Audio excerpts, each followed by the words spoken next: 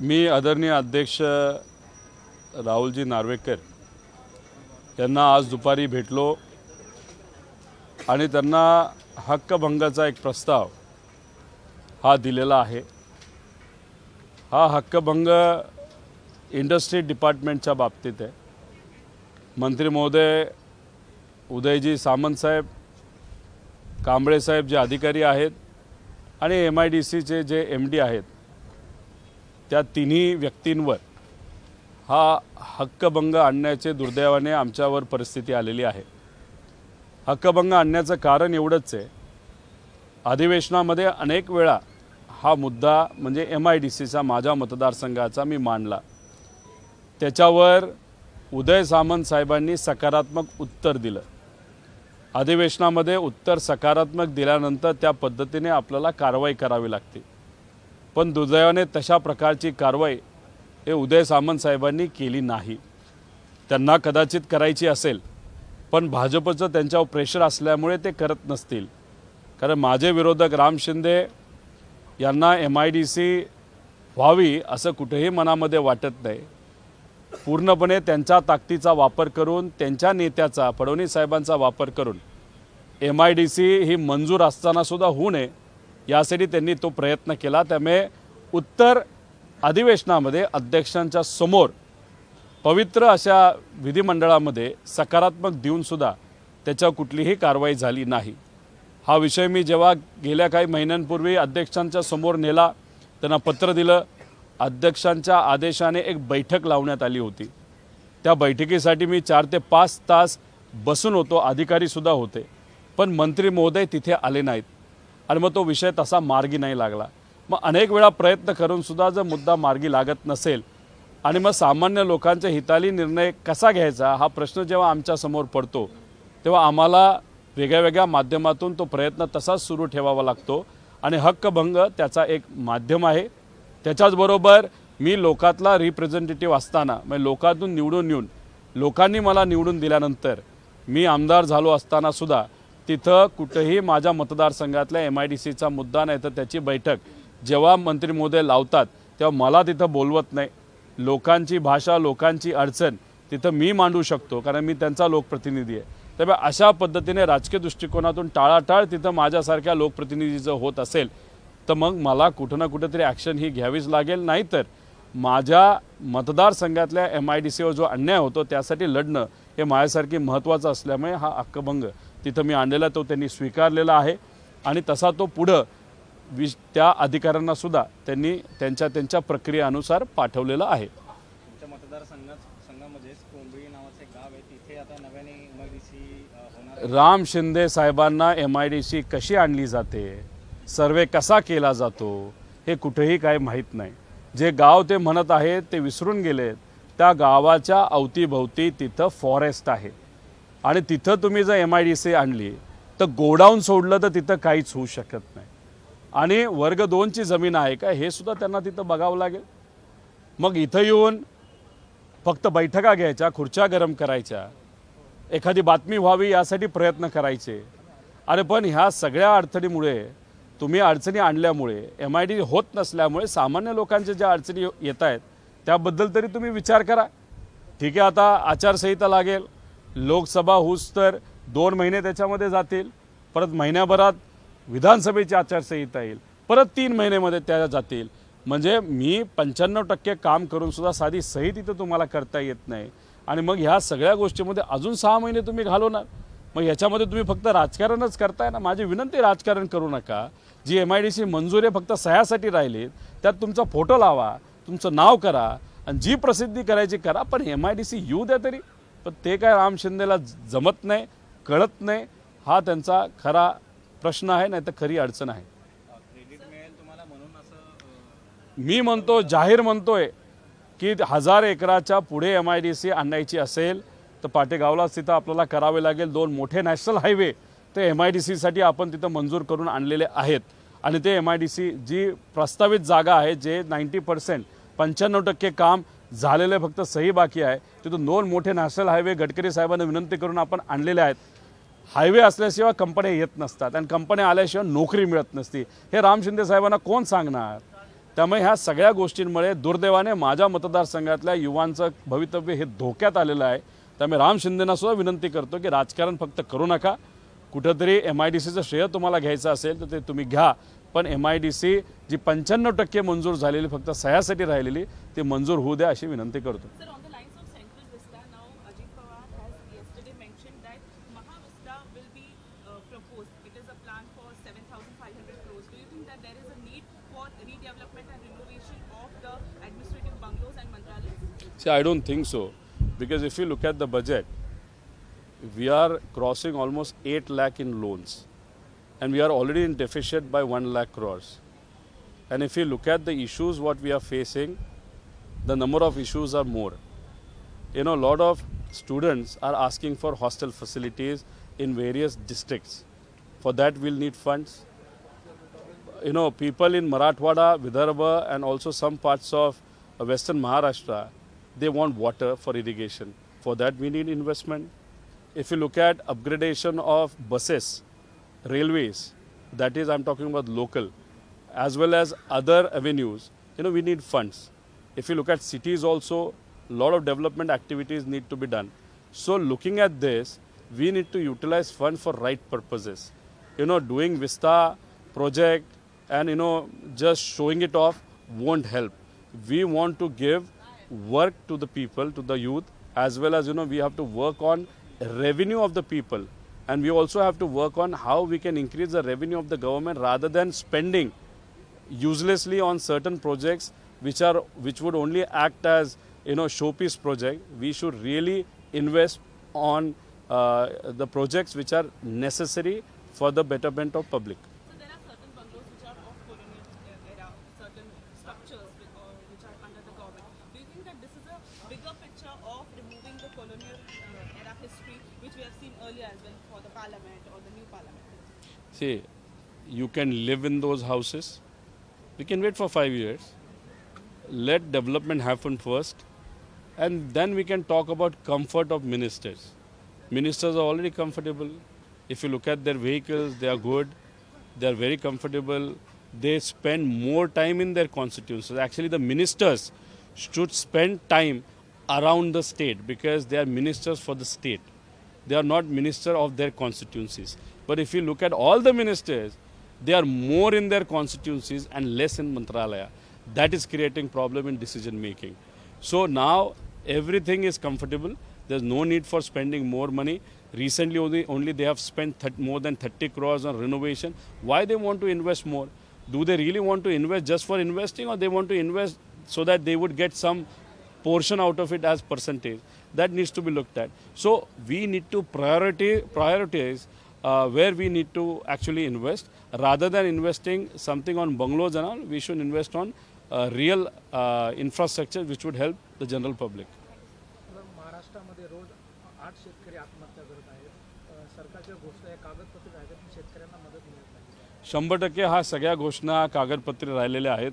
2014 पासून 19 पर्यंत 5,000 शेतकऱ्यांनी आत्महत्या केल्या होत्या. महाविकास आघाडीच्या काळामध्ये 2.5 वर्षामध्ये 1600 झाल्या.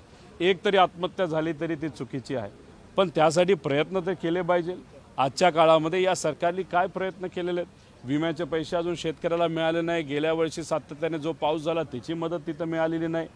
तुम्ही दुष्काळामध्ये काय जाहीर केलं आहे शेतकऱ्यासाठी हे कोणाला माहीत नाही. चारा छावण्या अजून सुरू झालेलं नाहीत. दुधाचे भाव पडलेत, कपाशीचे भाव पडलेत, सोयाबीनचे भाव पडलेत, कांद्याचे भाव पडलेत.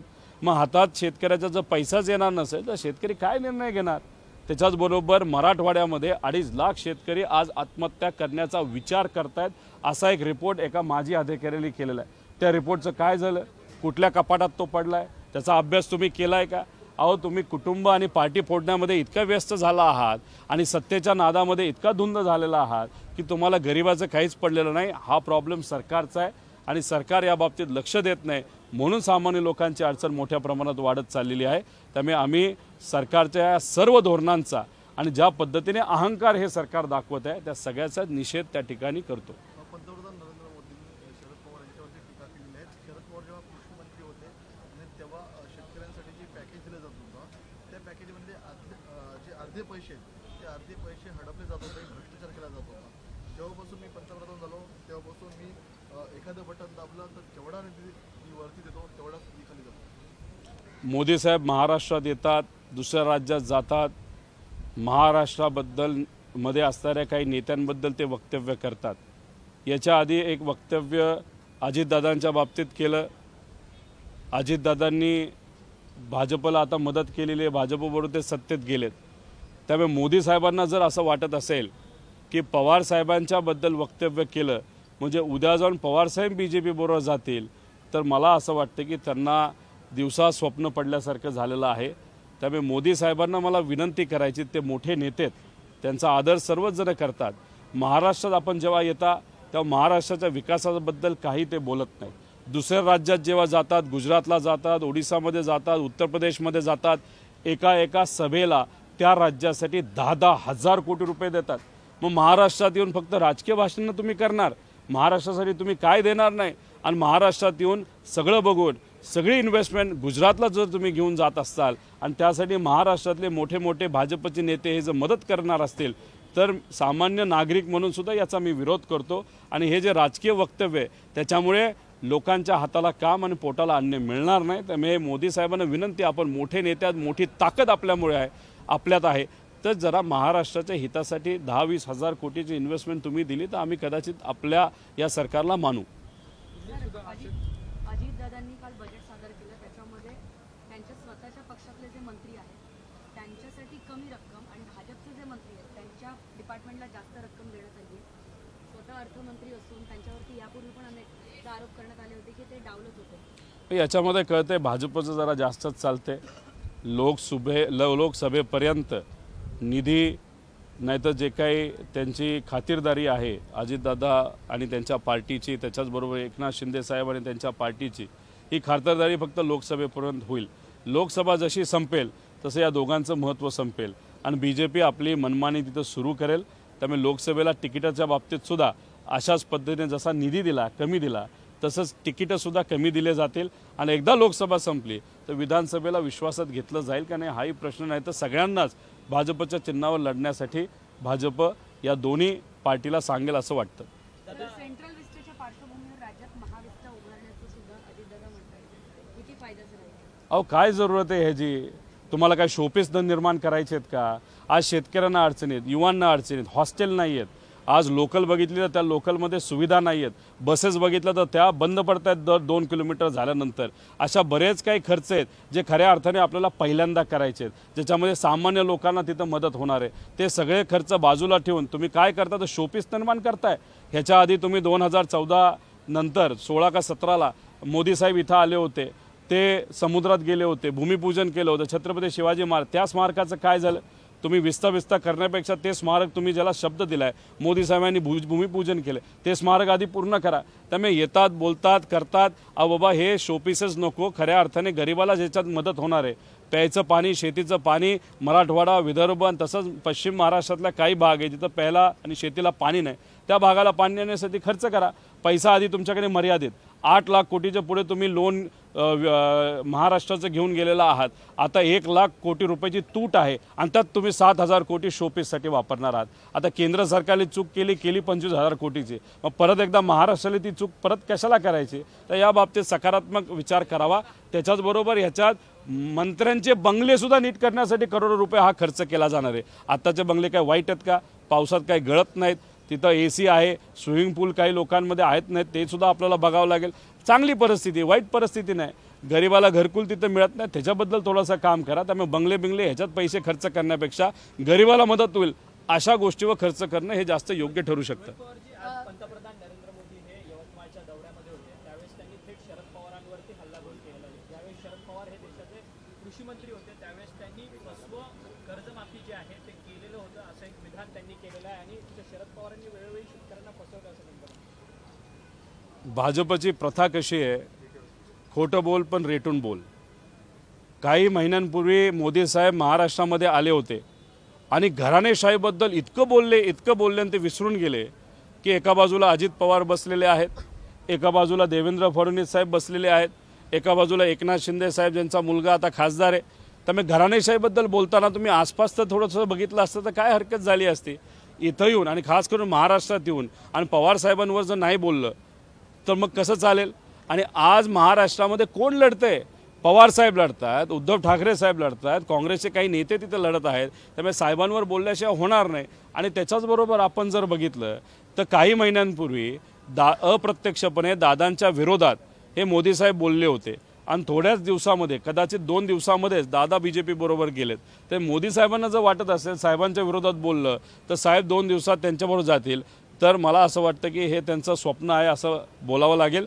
त्याच्याचबरोबर व्हाईट पेपर एकदा तुम्ही पार्लमेंटमध्ये मांडला की दुसऱ्या दिवशी एक मोठा नेता BJPत जातो, त्यामुळे इतर नेते येतील असं मला काय वाटत नाही. त्यामुळे मोदी साहेब बोलत असताना कदाचित राजकीय भाषण त्यांनी केलं असावं. पण महाराष्ट्रात एकदा आल्यानंतर ज्या पद्धतीने तुम्ही उत्तर प्रदेशला एका सभेला 10,000 कोटी इन्व्हेस्टमेंट म्हणून त्या राज्यामध्ये देता, गुजरातला 10,000 कोटी इन्व्हेस्टमेंट देता, महाराष्ट्रात येऊन महाराष्ट्राला काय मिळालं मोदी साहेबांच्या भाषणातून? तर फक्त राजकीय भाषण. अरे 10,000 कोटी, 20,000 कोटी, इथं असणाऱ्या युवांना हाताला काम, शेतकऱ्याला मदत, असं जर त्यांनी काय दिलं असतं तर कदाचित आम्ही मानलं असतं. पण राजकीय टिप्पणीला आम्ही त्याच्यावर उत्तर दिलं पाहिजे असं आम्हाला वाटत नाही. अजित पवार गुंडांचा स्पर्धी असलेले राम शिंदे यांनी थोड्या वेळापूर्वीच त्यांनी दक्षिण अहमदनगर जी लोकसभा मतदारसंघ आहे ती निवडणूक लढण्याची जी आहे ती त्यांनी इच्छा जी आहे ती व्यक्त केली आहे. सध्या तो मतदारसंघ भाजपकडेच आहे. विद्यमान खासदार सुजय विखे पाटील आहेत. त्यांनी दुसरीकडे असा प्रश्न उपस्थित केला की पक्षामध्ये एका घरामध्ये दोन पदं जी आहेत ती दिली जात नाही आहेत, त्यामुळे मी देखील ही जागा लढवण्यासाठी इच्छुक आहे असं त्यांचं मत त्यांनी म्हटलं. अरे वा, चांगली गोष्ट आहे. मग विखे पाटील साहेब आणि राम शिंदे साहेब हे एकत्रित बसावेत आणि त्यांचा तो निर्णय घ्यावा आणि मग जो काही निर्णय घेतला जाईल त्याच्यावर आपण बोलूया. इथं येऊन कधी राम शिंदे MIDC व्हावी यासाठी आजच निर्णय घेतला जाईल, नाही तर आता हे बघा निर्णय झाला असं बोललेत का?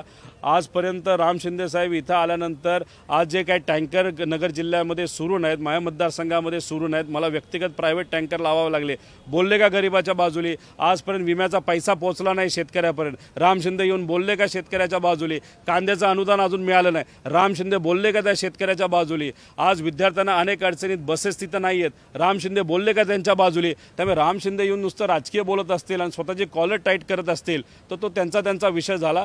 गरिबाला तिथं कुठेतरी लक्ष देण्याची जरूरत आहे, ते मात्र त्यांना कळत नाही. त्यामुळे विखे पाटील साहेब आणि राम शिंदे बसतील, जो निर्णय घेतील त्यांनी निर्णय घेतला, त्यामुळे गरिबाचा काय फायदा होणार आहे असं नाही. त्यामुळे त्यांना मी खासदारकी लखलाभ एवढंच या ठिकाणी बोलेल. अजित पवार गुंडांचा वापर करतात अशा प्रकारचा आरोप होतो. कसं बघता राज्यामध्ये ज्या प्रकारे गुन्हेगारी वाढत चालली? हे बघा, CM मुख्यमंत्र्यांना गुंड येऊन भेटतात, उपमुख्यमंत्री दोन्ही असतील त्यांना गुंड भेटतात, मंत्रालयात येतात, गुंड रील बनवतात. त्याच्याचबरोबर पुण्याच्या CPली जेव्हा गुंडांना बोलवलं जातं तेव्हा बऱ्याच गाड्या घेऊन तिथं गुंड जातात, त्याचं रील बनवतात, TVवर दाखवतात, नाहीतर सोशल मीडियावर टाकतात. ह्याच्यावरनं काय समजायचं लोकांनी की बाबा गुंडाराज सुरू झालेला आहे? अहो, पुण्यामध्ये जेव्हा पत्रकार तिथं सामाजिक बाजू मांडण्यासाठी निखिल वागळे सगळे आले होते, गुंडांनीच त्यांच्या गाड्या फोडल्या ना. मग त्याचा अर्थ कुठं ना कुठंतरी सत्तेत असणारे लोक गुंडाला पाठिंबा देतात, नाही तर गुंडाचा वापर कदाचित लोकसभा आणि विधानसभेला केला जाईल. अहो, माझ्या मतदारसंघातल्या एका गुंडाच्या नातेवाईकांना घेऊन दादा तिथं बसतात, त्याचे फोटो आमच्याकडे येतात. मग काय संदेश देण्याचा प्रयत्न दादा करतात? खरं अनपेक्षित होतं. दादांना गुंडा अजिबात कधी आवडत नव्हते, पण आता गुंडांच्याच लोकांना घेऊन तुम्ही बसता, गुंडांबरोबर तिथं फोटो काढता. त्याचा अर्थ विधानसभा आणि लोकसभेला तुम्ही गुंडांचा वापर करणार आहात का? मग तुम्ही जर गुंडांचा वापर तिथं करणार असाल तर लोकांच्या हिमतीवर आम्ही सुद्धा लोकांच्या हितासाठी लढणारे एक चांगल्या प्रकारचे गुंड असं आम्हाला बोलावं लागेल. आम्ही लोकांची ताकद घेऊन हे गुंड असू नाही तर पैसा असू त्याचा विरोध आणि त्याचा मुकाबला 100% तिथं करू.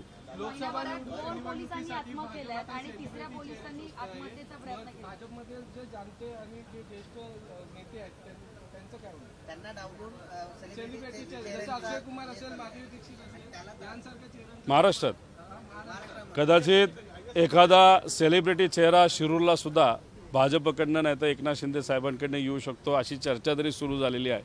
त्याच्याचबरोबर इतरही ठिकाणी आता झालं आहे असं भाजपचं की भाजपचे प्रामाणिक आमदार अनेक वर्ष भाजपच्या तिकिटावर निवडून आलेले आहेत, 3-3 टर्म, 4-4 टर्म, 5-5 टर्म तिथं आमदार तिथं झालेले आहेत. अपेक्षा होती की त्यांना आता मंत्रिपद मिळेल. मग एकनाथ शिंदे साहेबांचे सगळे हुशार सगळे नेते आले, आमदार आले, त्यांना मंत्रिपदं दिली गेली. त्याच्याचबरोबर अजितदादा नंतर आले, त्यांना मंत्रिपदं दिली गेली आणि हे प्रामाणिक लोक तशीच राहिले. त्याच्याचबरोबर आता कुठेतरी लोकसभेला संधी द्यायची वेळ आली तर तिथं आता कलाकार आणले जातील.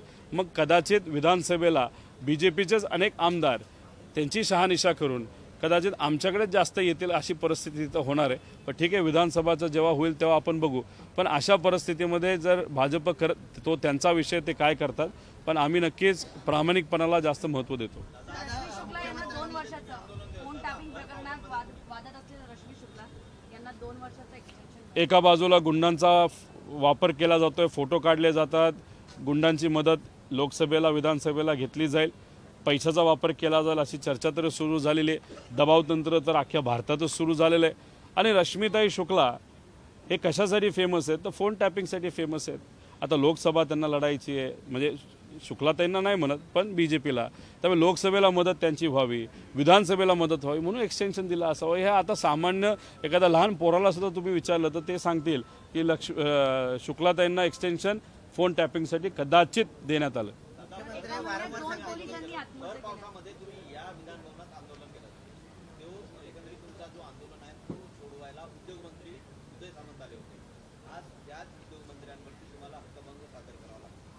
पर्याय काय, लोकांच्या बाजूला लढत असताना विविध माध्यमं आपल्या जे काही हातात असतात त्याच्यामध्ये 800 किलोमीटर पदयात्रा काढणं असेल, उपोषण करणं असेल, आंदोलन करणं असेल, हक्कभंग आणणं असेल, तर ह्या सगळ्या गोष्टी आपल्याला कराव्या लागतात.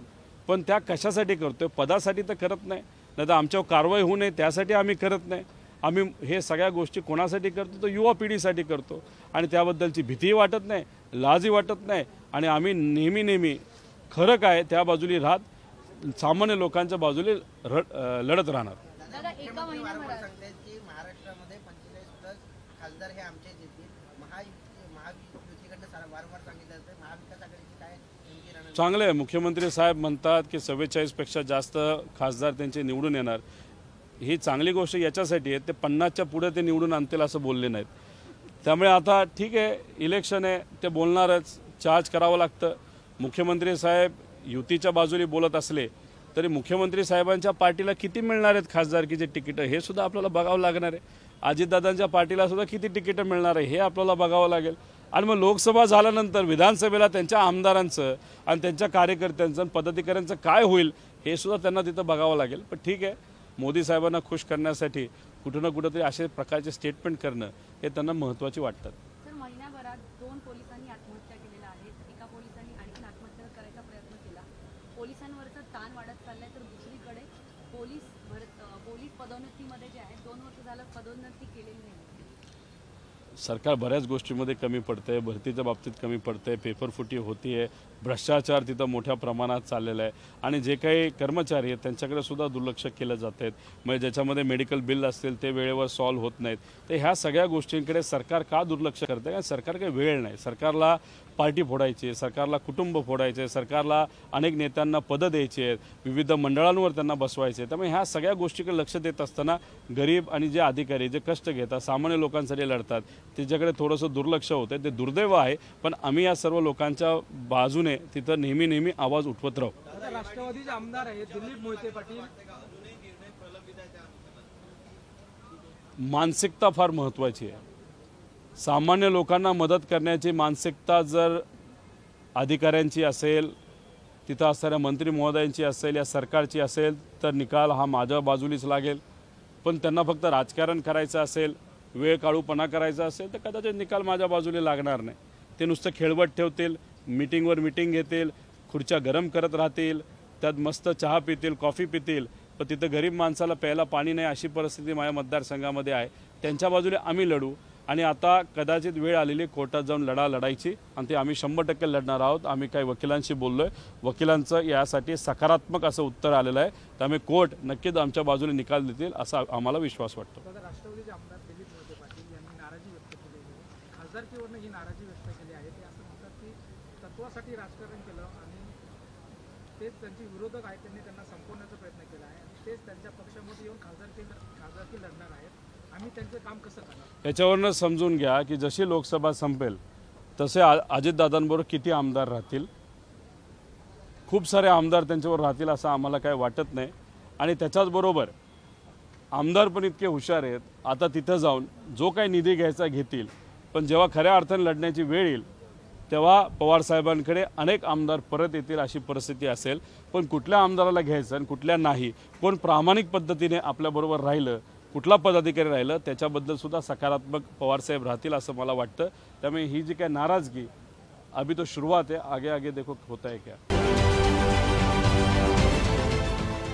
देश विदेशातील प्रत्येक घडामोडींचे लाईव्ह अपडेट मिळवण्यासाठी आता साम टीव्हीच्या सर्व सोशल मीडिया प्लॅटफॉर्मला लाईक, फॉलो आणि सबस्क्राईब करा. तसंच सर्व नोटिफिकेशनसाठी बेल आयकॉन प्रेस करायला विसरू नका.